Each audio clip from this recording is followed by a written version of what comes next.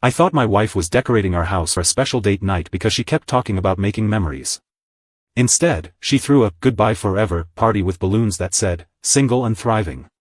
This is one of those things you read about and think, no way could something like this actually happen. But it did. To me. My life basically turned into an episode of a reality TV show I never signed up for, and honestly, I still feel like I'm living in the aftermath of a fever dream. Let me set the scene for you. My name's Derek, and I'm a 39-year-old middle school history teacher living in Indianapolis, Indiana. I've been married to Mallory for 10 years. Well, was married. Mallory and I met through mutual friends at a college football game, and from the start, she was the kind of person who could light up a room. She was bubbly, always smiling, and had this way of making you feel like you were the most important person in the world. Over the years, I thought we had a good marriage. Nothing perfect, sure, we had our arguments, mostly about her spontaneous tendencies versus my more laid-back nature. But I always assumed we were happy. Comfortable. Safe. And maybe that was the problem. A few months ago, Mallory started acting a little different. At first, it was subtle. She was on her phone more, laughing at texts and then quickly locking the screen when I walked by. She started going to girls' nights more frequently, which was fine, she's always had a big circle of friends.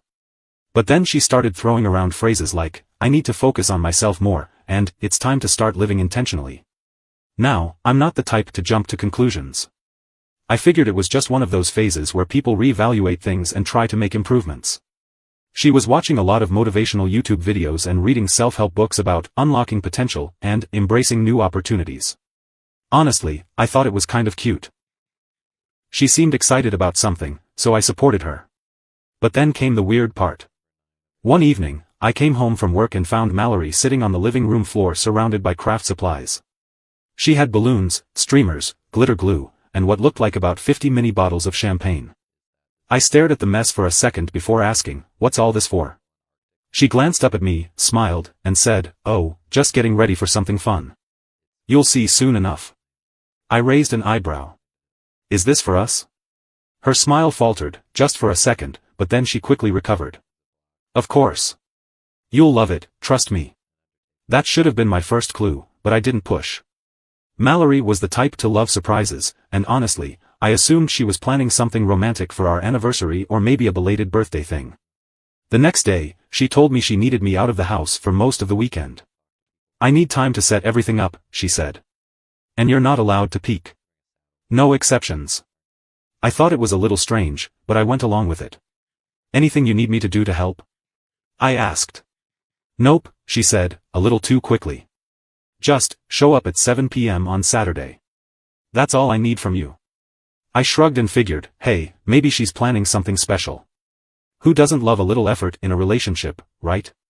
But over the next couple of days, things got even weirder. On Thursday, I overheard her talking on the phone in the kitchen. She didn't hear me come in, so I caught bits and pieces of her conversation. Yeah, it's finally happening, she was saying. I can't believe I waited this long. I cleared my throat to let her know I was there, and she jumped like she'd been caught doing something she shouldn't. Who were you talking to? I asked. Just Sarah, she said casually. Sarah was one of her closest friends, so I didn't think much of it. We're just planning, a little surprise. Don't worry about it. Again, I let it go. In hindsight, I was an idiot. By the time Saturday rolled around, I was genuinely curious about what Mallory had planned. She was running around the house all morning, cleaning, decorating, and barking orders at me to stay out of the way. When I left the house around noon, she gave me a big hug and said, "You're going to love this, Derek. Trust me, it's going to be unforgettable." Something about the way she said it made my stomach twist. Her tone was light, but her eyes, they looked almost sad. I brushed it off, chalking it up to nerves. I spent the day running errands, grabbing lunch, and trying to kill time. Around 6:30 p.m., I stopped by a florist and picked up a bouquet of roses. I figured if she was going all out to plan something special for us, the least I could do was show up with flowers. When I pulled into the driveway at exactly 7 p.m., the first thing I noticed was the music. It was loud, bass-heavy, and definitely not the kind of playlist Mallory would choose for a romantic date night. I could hear it thumping from inside the house, and I hesitated for a second, wondering if I was at the right address. Then I saw the decorations on the front porch. The railings were wrapped in pink and gold streamers, and balloons floated above the door. But these weren't ordinary balloons. They said things like, freedom, new beginnings, and the one that hit me like a punch to the gut, single and thriving. I froze. My brain couldn't process what I was seeing. This wasn't a romantic surprise. This wasn't for us. I opened the door and stepped inside, and that's when the full horror of the situation hit me. The house was packed with people, her friends, co-workers, even the neighbor from 2 doors down who I'd barely spoken to. There were trays of food, bottles of champagne, and a giant banner hanging over the fireplace that said, "Goodbye forever, Mallory." Mallory stood in the center of the living room, holding a glass of champagne and wearing a sparkly dress I didn't recognize. She looked like she was on top of the world. Behind her, someone had set up a photo booth with props like feather boas and signs that said, "Hot Girl Era," and "Living My Best Life." The music cut off the second I walked in, and everyone turned to look at me. The room went dead silent, except for the sound of someone awkwardly setting their drink down on a table. Mallory's face lit up in a way that made my stomach churn. "Derek," she said, walking toward me with that same fake smile she'd been wearing all week. "You're just in time." I stood frozen in the doorway, trying to make sense of what I was seeing.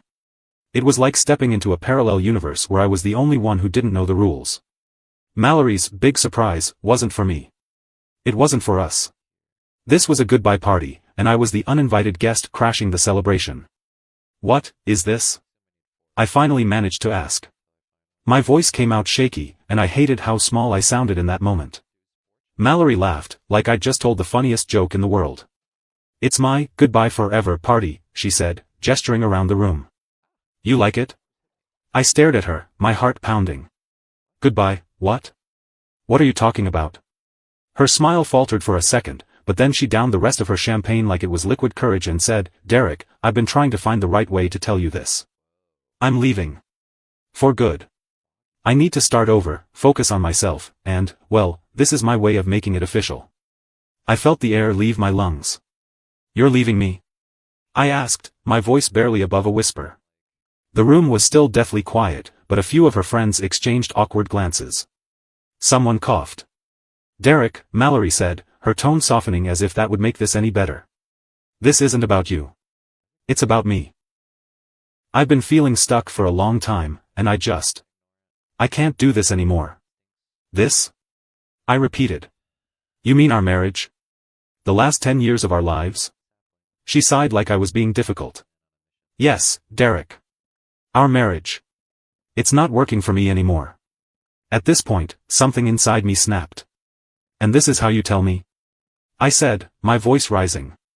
"By throwing a party with our friends and neighbors and balloons?" I pointed at the ridiculous decorations around the room. "You couldn't just sit me down and talk to me like an adult?" Mallory's smile disappeared entirely. She looked irritated now, like I was ruining her big moment. "I tried to talk to you, Derek. I've been dropping hints for months, but you never noticed. You were always too busy with your little routines, your teaching job, are you serious right now?" I interrupted. "You think this is my fault because I work and keep the lights on? Don't make this a scene," she hissed under her breath, glancing around at the crowd. "A scene?" I repeated, laughing bitterly. "You threw a party to announce you're leaving me, and I'm the one making a scene?" Before Mallory could respond, someone from the crowd decided it was the perfect time to chime in. "Mallory," a man's voice called out. "Maybe this isn't the right time." I turned toward the voice and saw him, a tall guy in his early 40s, wearing a button-down shirt that was unbuttoned just enough to show he thought he was cooler than he actually was. He had a drink in one hand and a smarmy grin that made my blood boil. "Who the hell are you?" I asked, my eyes narrowing. He didn't flinch. If anything, his grin widened. "I'm Scott," he said casually, like we were old pals. "Mallory's friend." "Friend," I repeated. "Right. Let me guess, you've been helping her focus on herself, huh?" Mallory stepped between us, holding up her hands. "Derek, don't do this," she said firmly. "Scott has nothing to do with this." "Really?" I snapped. "Then why is he here, acting like he knows more about my marriage than I do?" Scott shrugged and took a sip of his drink. "Look, man, I don't want any trouble. Mallory's a great person, and she deserves to be happy." That did it. I lunged toward him, but someone grabbed my arm before I could get close. "Derek, stop!" Mallory yelled, panic flashing across her face. I turned to see who had stopped me. it was one of Mallory's friends, someone I barely recognized from the handful of barbecues we'd hosted over the years. "You don't want to do this," she said quietly. "Why not?" I shot back. "Seems like everyone else here is fine with this circus. Why shouldn't I?" At this point, the tension in the room was unbearable. No one was even pretending to enjoy themselves anymore. Mallory looked like she was about to cry, but I didn't care. "You owe me an explanation," I said, my voice trembling with anger. "And not the bullshit you've been feeding me about focusing on yourself. What's really going on here, Mallory?" She hesitated, glancing around the room like she was looking for an escape route. "Derek, can we please talk about this privately?" "No," I said firmly. "You made this public the second you invited half the neighborhood to watch you humiliate me. So let's hear it. What's the real reason you're leaving?" For a moment, she didn't say anything. The only sound in the room was the faint hum of the air conditioner. Then, finally, she took a deep breath and said, "I've been unhappy for a long time, Derek. And I met someone who made me realize I deserve more." My stomach dropped. "You're cheating on me." "It's not like that," she said quickly. "Really? Then what's it like?" She didn't answer, but she didn't have to. The look on her face said it all. "You've got to be kidding me," I said, running a hand through my hair. "So all this talk about personal growth and new beginnings was just your way of covering up an affair?" "It's not an affair," she said defensively. "Scott and I didn't do anything until I decided I was leaving." "Oh, well, that makes it so much better," I said, my voice dripping with sarcasm. At this point, the crowd started shifting uncomfortably. Some people were whispering to each other, and a few had already slipped out the door, clearly not wanting to be part of whatever this was turning into. One of Mallory's closer friends stepped forward, looking guilty. "Mallory, maybe this wasn't the best idea," she said softly. "You think?" I shot back. "Derek, I'm sorry," Mallory's friend said, turning to me. "I didn't know she was going to do it like this. If I had, I never would have come." "Great. Glad to know you draw the line at public humiliation but not infidelity," I said bitterly. Mallory stood there, staring at me with her mouth slightly open, like she was trying to come up with something to say that would make this better. But nothing could fix this. Not the balloons, not the champagne, and definitely not the smug guy standing in the corner sipping his drink. I took a deep breath, trying to steady myself. The weight of her betrayal hit me hard. 10 years of marriage, and this is how it ended? With her throwing a party to announce my replacement? I glanced around the room, locking eyes with a few of her so-called friends, who quickly looked away. These were people I'd grilled burgers for at cookouts, helped move furniture, even loaned tools to. And now they were standing here, watching my life fall apart like it was free entertainment. I wasn't about to let Mallory, or anyone else, walk away from this unscathed. I turned to Mallory, my voice calm but cold. "You know what? You can have this party. You can have your new beginning. But you better believe you're not walking away from this without consequences." Her confident smile wavered. "What's that supposed to mean?" "You'll see," I said simply. Then I turned and walked out of the house. As I got into my car, the anger boiled over again. I couldn't just let her win. She had blindsided me, humiliated me, and then tried to frame it as some empowering moment for herself. If she wanted to play dirty, I could too. The first thing I did was call my lawyer. I explained everything, how Mallory had been acting, the party, and her confession about Scott. My lawyer, a sharp and no-nonsense woman named Rachel, immediately started laying out options. "Indiana is a no-fault divorce state," she said. "But if she's been using marital assets to fund this affair, that's a different story." Bingo. That was the angle I needed. I spent the next few days gathering every piece of evidence I could find. Bank statements, credit card bills, receipts, it all painted a clear picture. Mallory had been spending our money to fund her new beginning.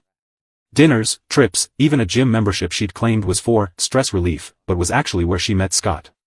But that wasn't all. I also found messages she'd accidentally backed up to our shared cloud account.